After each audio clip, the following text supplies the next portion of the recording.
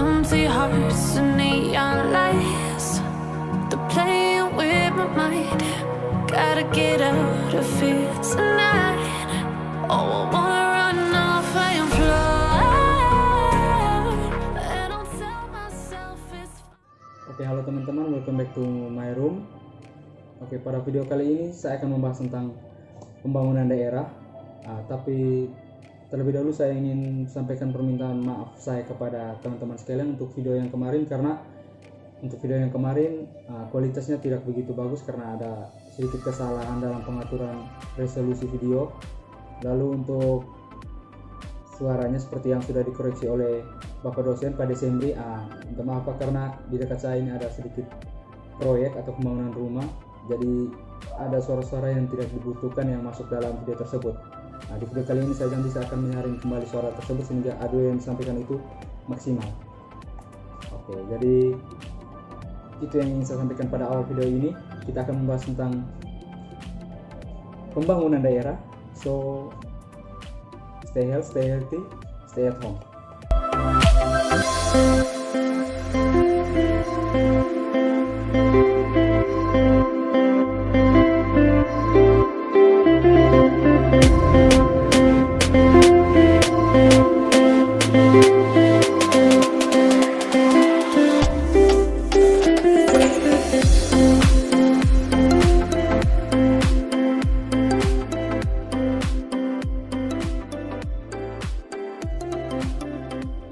Oke, baik, jadi karena topik yang kita bahas itu mengenai pembangunan daerah. Pembangunan daerah itu mempunyai latar belakang. Latar belakang dari pembangunan daerah itu adalah negara Indonesia merupakan negara kesatuan yang menganut asas desentralisasi. Desentralisasi itu sendiri sebenarnya mengandung dua pengertian utama, yaitu desentralisasi merupakan pembentukan daerah otonom dan penyerahan wewenang tertentu oleh pemerintah pusat. Lalu desentralisasi juga dapat berarti bahwa penyerahan wewenang tertentu kepada daerah otonom yang telah dibentuk oleh pemerintah pusat. Kalau kita menilik dari sejarahnya, ketika era Orde Baru itu, pemerintahan Indonesia kita itu menganut sistem sentralisasi. Itulah yang menyebabkan semua pembangunan atau pergerakan dan keputusan pemerintah itu lebih berpengaruh dampaknya kepada pemerintah pusat dan wilayah yang dekat dengan pemerintah pusat, sedangkan wilayah yang jauh dari jangkauan pemerintah pusat itu tidak tersentuh dengan yang namanya pertumbuhan dan pembangunan. Bisa dikaitkan juga dengan pertumbuhan atau pembangunan ekonomi. Oke teman-teman, kalau misalkan kita berbicara tentang pembangunan daerah, itu berarti kita berbicara juga tentang otonomi daerah. Otonomi daerah itu adalah wewenang untuk mengatur dan mengurus rumah tangga daerah yang melekat pada negara kesatuan maupun pada negara federasi. Nah, berkaitan dengan otonomi daerah ini, di negara kesatuan, otonomi daerah itu lebih terbatas daripada di negara yang berbentuk federasi. Kewenangan mengatur dan mengurus rumah tangga daerah di negara kesatuan meliputi segenap kewenangan pemerintah, kecuali beberapa urusan yang dipegang oleh pemerintah pusat seperti hubungan luar negeri, pengadilan, moneter dan keuangan, lalu pertahanan dan keamanan. Jadi empat wewenang ini yang dipegang oleh pemerintah pusat.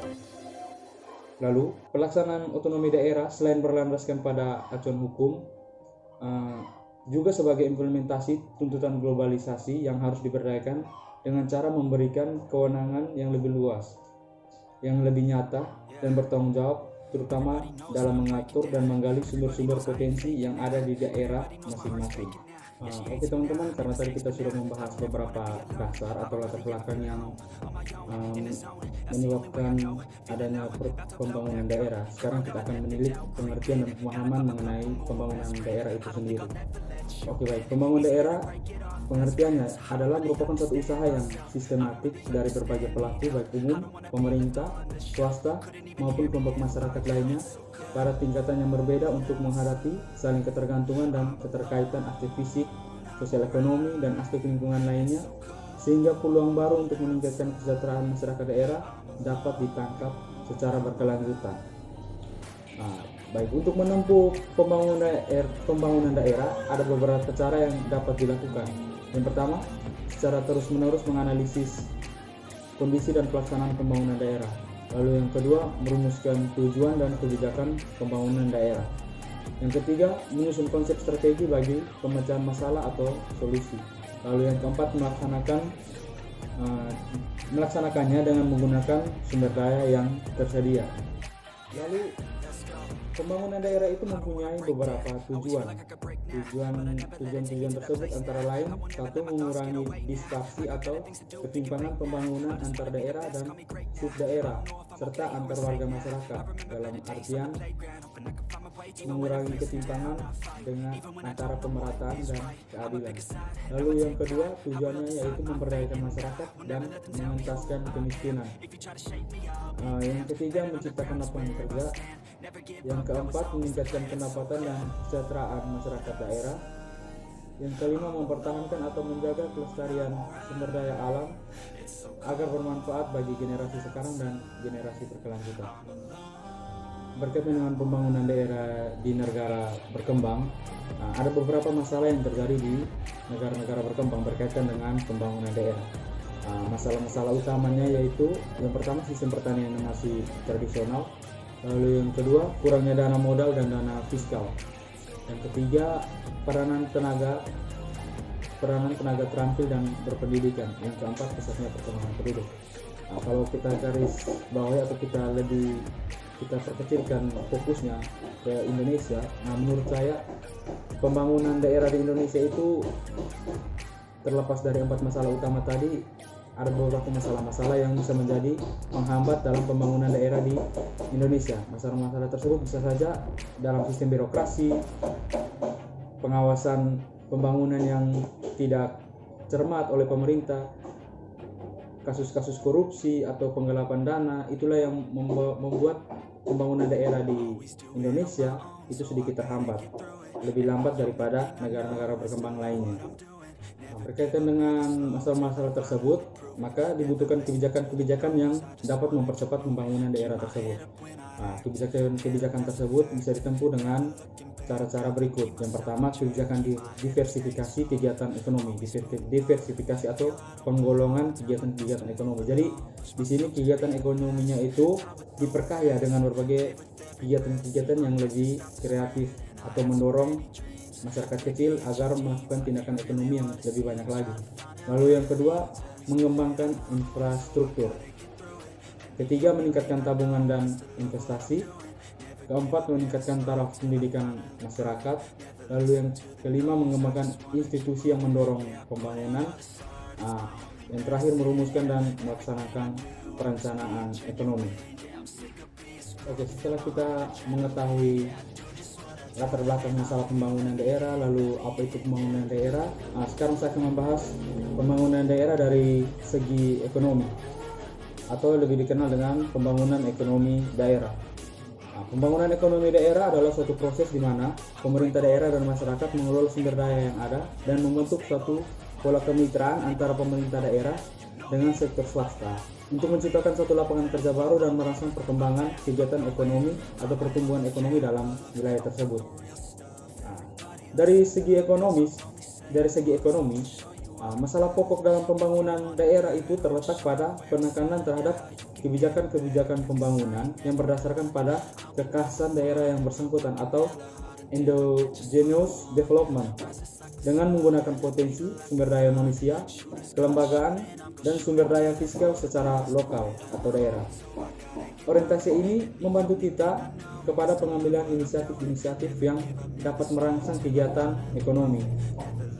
Pembangunan ekonomi suatu daerah merupakan suatu proses yang mencakup pembentukan institusi baru, pembangunan industri-industri alternatif, perbaikan kapasitas tenaga kerja yang ada untuk menghasilkan produk dan jasa yang lebih baik.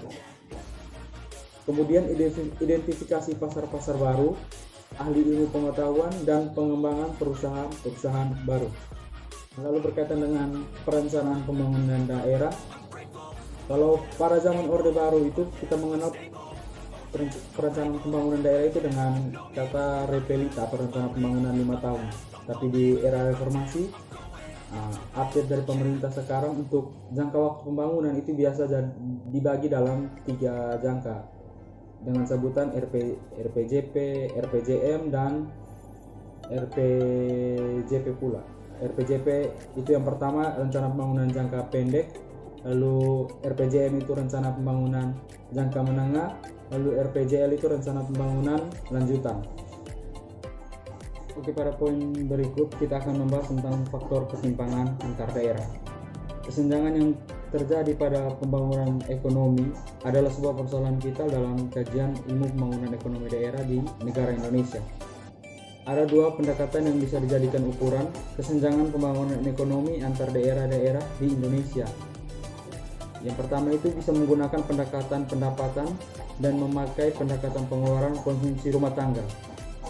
Jika kita memakai pendekatan pendapatan atau PDRB, kita dapat mengetahui bersama-sama bahwa provinsi-provinsi di Pulau Jawa mengambil porsi terbesar, yaitu lebih dari 60% terhadap total PDB Indonesia pada tahun 1990-an.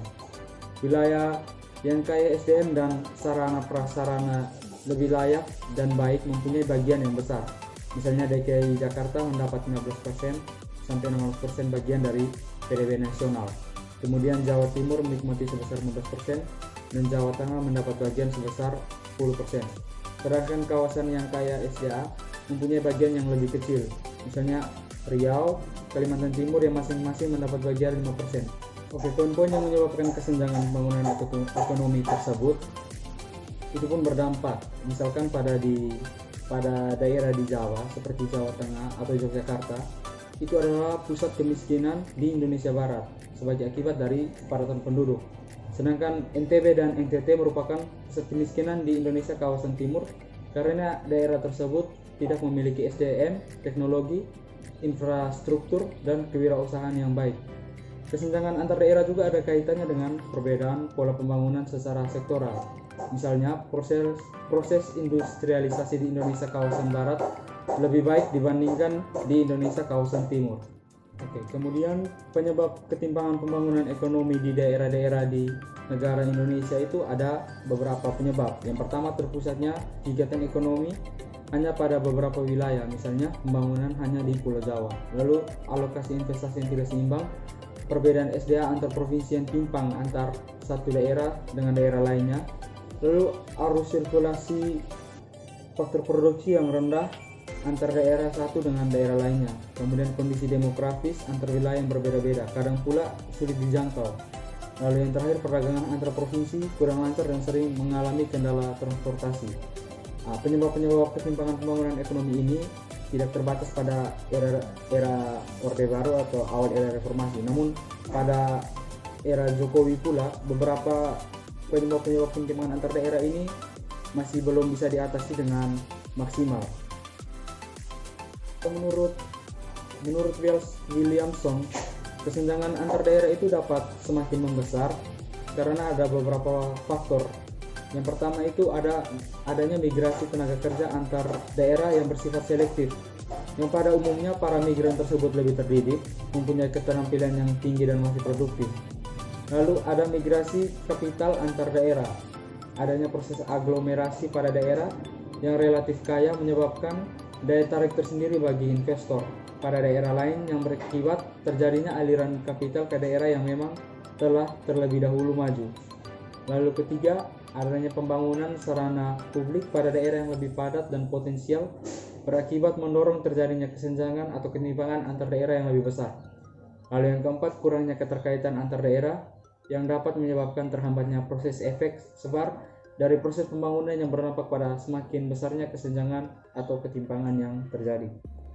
Oke, dan berkaitan dengan masalah pembangunan daerah tadi, mungkin teman-teman bertanya bagaimana dengan langkah-langkah yang diambil oleh pemerintah kita pada sekarang ini mengenai pembangunan daerah. Pada masa pemerintahan Jokowi yang menjadi fokus pembangunan itu adalah wilayah Indonesia bagian timur. Jadi di wilayah bagian timur fokus pembangunan itu lebih digencarkan. Hal ini bertujuan kalau dari segi ekonomi minimal tujuan yang bisa dicapai adalah pemerataan atau kesamaan harga antara wilayah Indonesia Timur dan Pulau Jawa.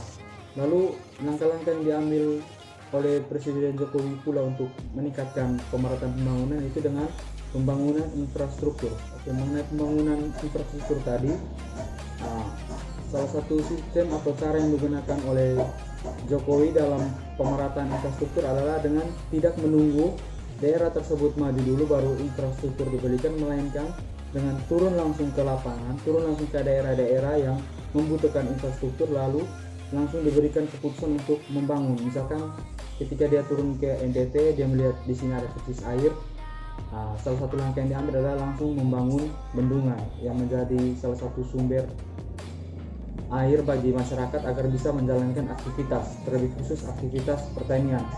Atau misalkan saat beliau meluncur ke Jawa, ada beberapa kota yang menurut beliau itu sudah bisa mandiri, dan di situ bisa dibangun pula bandara atau landasan penerbangan yang baru. Jadi beliau langsung membangun. Jadi sistem pemerintahan Jokowi untuk sementara adalah pembangunan infrastruktur yang diberikan dengan cara tidak menunggu daerah tersebut maju, tapi pemberian infrastruktur tersebut merupakan cara agar daerah tersebut dapat maju dengan cara melalui terjun langsung ke lapangan untuk melihat kondisi yang ada di masyarakat. Oke, menurut saya ini cara yang sangat efektif untuk pemerataan pembangunan Indonesia, karena dengan turun langsung ke lapangan, pemerintah dapat mendengar langsung keluh kesah yang dialami oleh masyarakatnya. Jadi pemberian bantuan atau pembangunan infrastruktur itu lebih terarah dibandingkan dengan pengucuran dana ke tiap-tiap pemerintah daerah, namun belum tentu pengalokasiannya itu sesuai dengan yang diharapkan. Jadi langkah Jokowi ini super tepat, karena dengan keluhan masyarakat yang telah didengar atau diketahui, maka masalah itu dapat diatasi dengan cara yang benar atau cara yang lebih efektif dan efisien. Oke teman-teman, jadi itu video presentasi saya mengenai pembangunan daerah. Mungkin ada kritik atau usulan saran yang dapat disampaikan teman-teman, silahkan sampaikan di kolom komentar. Video ini belum sempurna, film ini belum sempurna, jadi kritik saran teman-teman sekalian itu sangat dibutuhkan agar konten-konten atau video-video yang saya buat itu lebih bermanfaat dan berguna lagi untuk kita semua. Oke, sampai di sini. Terima kasih. Sampai jumpa.